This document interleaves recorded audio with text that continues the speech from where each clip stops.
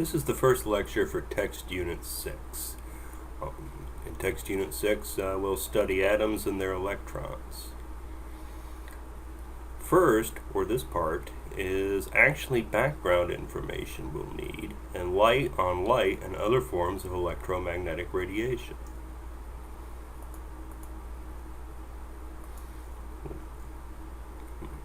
Light is called electromagnetic radiation, and more particularly, or more generally, I suppose, electromagnetic radiation includes visible light, infrared radiation, which you've probably heard of, ultraviolet radiation, which you've probably heard of, X-rays, radio, and microwave, all of which you've certainly all heard of. These are all forms of electromagnetic radiation. And what this means is all electromagnetic radiation is and was known to act like a wave. Okay. So all of these things act like waves.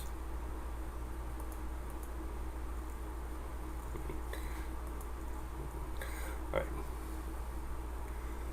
The properties of electromagnetic waves have certain features in common with all waves. All waves have a wavelength which corresponds to the distance between peaks. Here you have a cartoon of a wave. You can imagine it going to the right, for example. A wavelength is the distance between peaks of a wave. All waves also have a frequency. Frequency is if you sit here and watch the wave go by, and this is waves of water or waves at a garden hose or whatever kind of waves you're making, and watch peaks go by. Frequency is a rate, peaks per second, for example.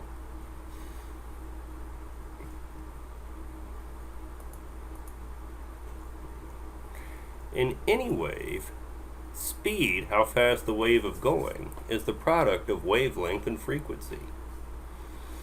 All the electromagnetic waves move at the same speed, which is the speed of light, which you probably know is not infinite, but is a whopping big number. Light moves at 3 times 10 to the 8th meters per second, or 30 million meters per second. Alright, since all electromagnetic waves will move at speed c, the speed of light c is equal to the frequency, and note this nu, which looks like a V, is the symbol for the frequency. Look at the last image if you need to see that. And lambda, which if you look back at the previous picture, is the wavelength. Right. So the speed of light is nu times lambda.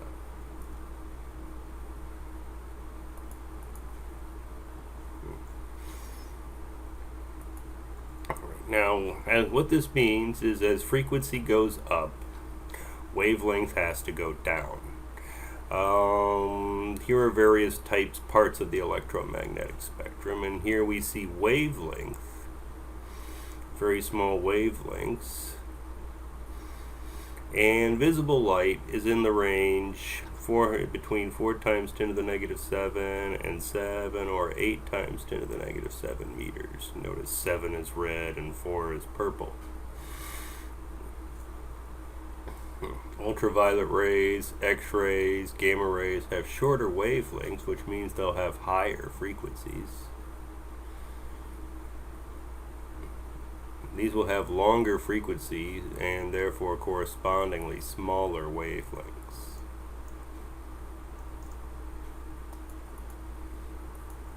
This information shows that in picture again. Here we have wavelength and frequency shown in the picture. So radio has a wavelength of, some radio waves are 10 to the 3rd meters. Corresponding frequencies are about 10 to the 4 peaks per second, or hertz. You'll see more of that, you'll see more on hertz here in a moment. Okay. Since radio is a form of electromagnetic radiation, we can work a practice exercise with that.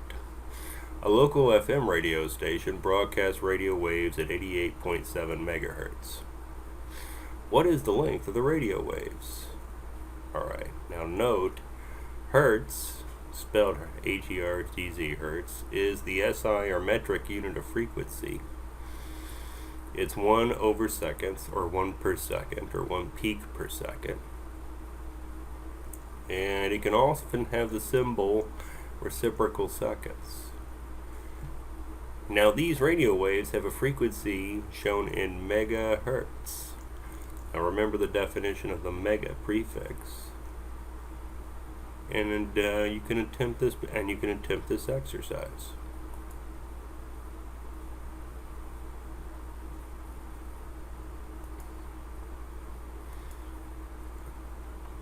Alright, the key to this exercise is C is nu lambda, this relation regarding frequency and wavelength of electromagnetic radiation. Wavelength, remember, we use the symbol lambda, and that should have length units. If we solve this equation for the wavelength algebraically, lambda is c over nu, or speed over frequency. Alright, we were given megahertz for units of nu, so the first thing to do is convert that to, base units. And you can convert 88.7 megahertz to hertz using conversion factor for the mega prefix multiplied by 10 to the 6 hertz over megahertz. And that gives our frequency as 8.8 times 10 to the 7 reciprocal seconds, or I could use this Hz symbol to represent that. Now that we have this thing in units of 1 over seconds, we can insert it into this equation, lambda equals c over nu. Speed of light in meters per second over in the numerator, 8.8 times 10 to the 7 reciprocal seconds in the denominator. Notice the seconds cancel, and we're left with units. These particular radio waves have a wavelength of 3.38 meters.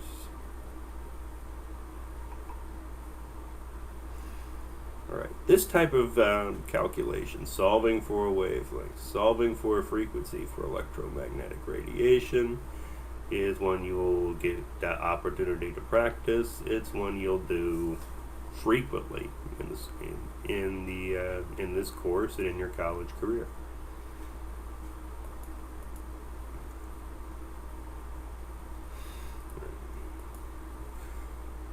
In spite of these known wave-like properties of light we've just been talking, evidence arose early in the century of an instance in which light behaved as particles. And this is the photoelectric effect. Right? I have a picture of the photoelectric effect down here. Right now we're just thinking about it in terms of what we know about light. So here's a wave of light, or a ray of light. You can tell because it's wavy. And when you shine light on a metal, electrons come off. Now the photoelectric effect is what opens the automatic door at the grocery store. Rays of light striking a piece of metal cause electrons to come off. That's a current.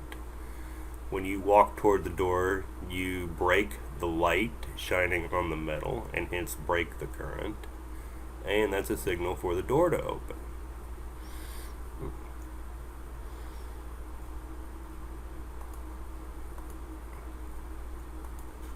Experiments at the beginning of the 20th century determined the properties of this effect.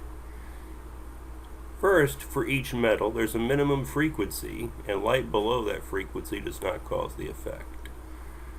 That frequency is called the threshold frequency, and it's given the symbol nu sum naught. Now this is a property that depends on the metal. It'll be different for iron and aluminum and different for copper. You can look them up in tables, in fact, threshold frequencies for metals.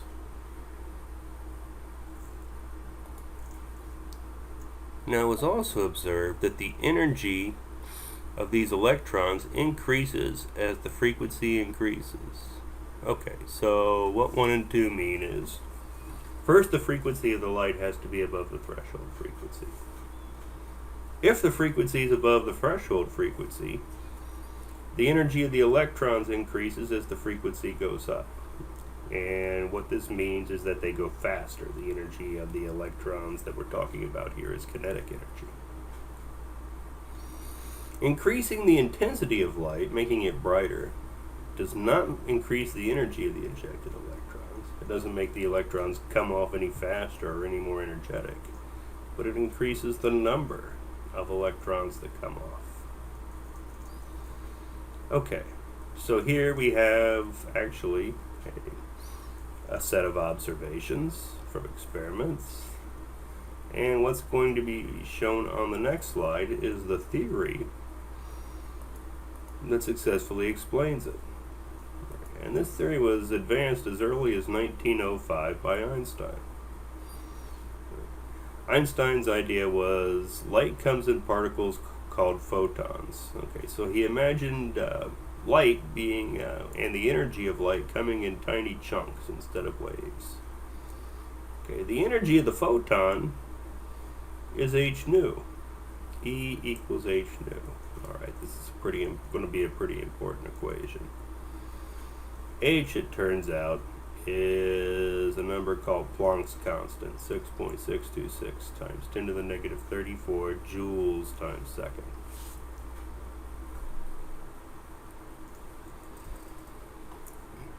Each metal has a work function W. It's the amount of energy needed to pull an electron off. Okay, so the work function is a property of the metal, and it's related to the threshold frequency. The work function is the threshold frequency multiplied by Planck's constant. Okay, notice that this equation is not really a new equation. It's the same as this equation. This equation is about the energy of any photon. This is about the energy of a photon with the threshold frequency.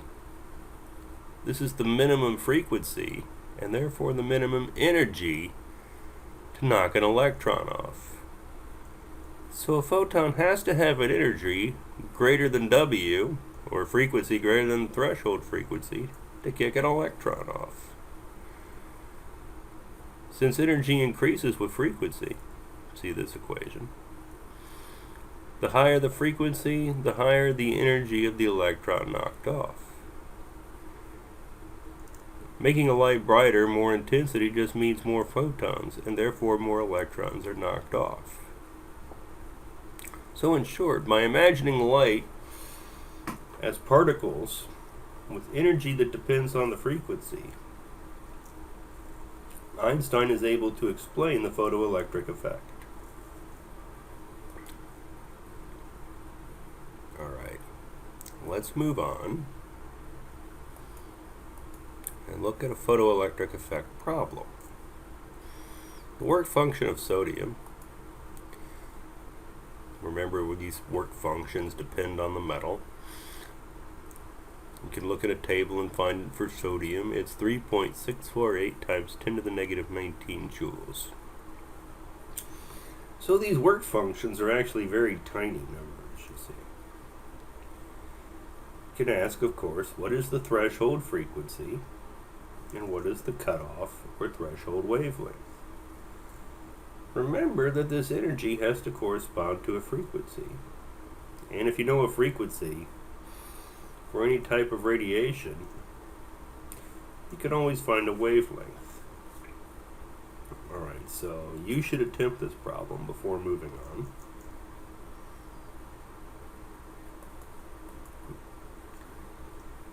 Key relations we have so far are E equals h nu. This is about the energy of a photon. And C equals nu lambda, which tells us about the frequency and wavelength of light. If we want a frequency, including a threshold frequency, we could take the energy, which in this case is a work function, and divide by h. Okay, so this energy gets divided by the Planck's constant, and the result of dividing 3.6 times 10 to the negative 19 by 6.626 times 10 to the negative 34 is 5.506 times 10 to the 14th reciprocal seconds or hertz. Okay. Be sure when you make this calculation that you arrive at the correct exponent. This is a common source of error. Alright, so we have a frequency. So, as I've said, since this energy in the work function, this frequency we just solved for, is the threshold frequency. And if we rearrange this equation to solve for a wavelength, lambda is c over nu, take 3 times 10 to the 8th meters per second and divide by the threshold frequency. Notice units of seconds cancel, and we calculate 5.45 times 10 to the negative 7 meters. This wavelength we have calculated is the quote-unquote cutoff wavelength. For any photon or energy you think of, for the work function is the energy of a photon that you need. For any photon energy, you can calculate a frequency and a wavelength, and vice versa. If you have a wavelength, you can calculate the frequency of the light and the energy of a photon.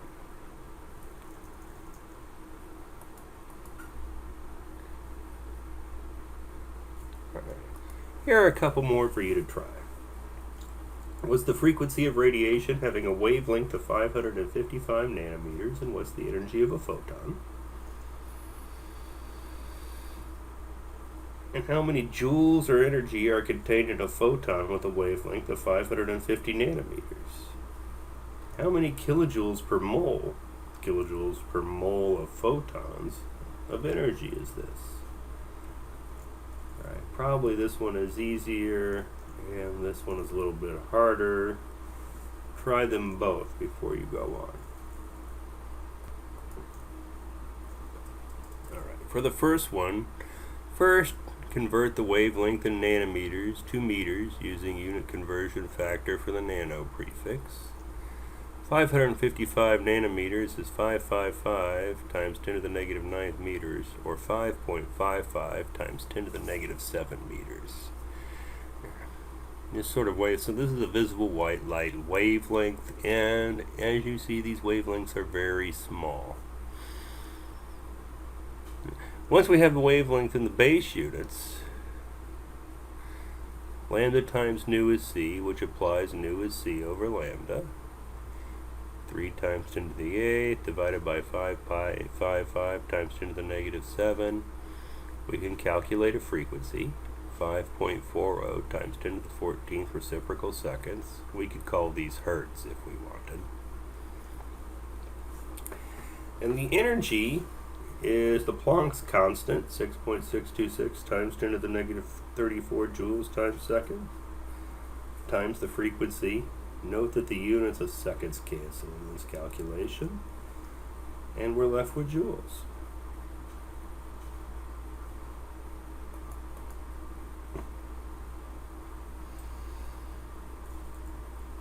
Likewise, if we know the wavelength, we know a wavelength of 550 nanometers is 550 times 10 to the negative 9th meters.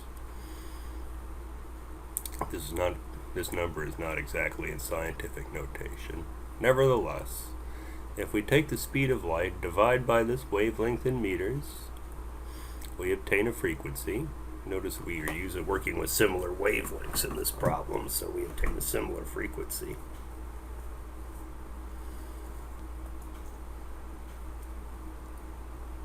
And we can find the energy by multiplying the frequency by the Planck constant, as we've already seen. Seconds cancel, and we have an answer in joules. 3.61 times 10 to the negative 19 joules is a very tiny number. That is the energy of one photon. To get the energy of a mole, we multiply that number by the Avogadro number. We can multiply the 3.61 times 10 to the negative 19 joules by 6.022 times 10 to the 23rd. That's 217,000 joules, or 217 kilojoules per mole of photons. Alright, this concludes the first lecture of Unit 6.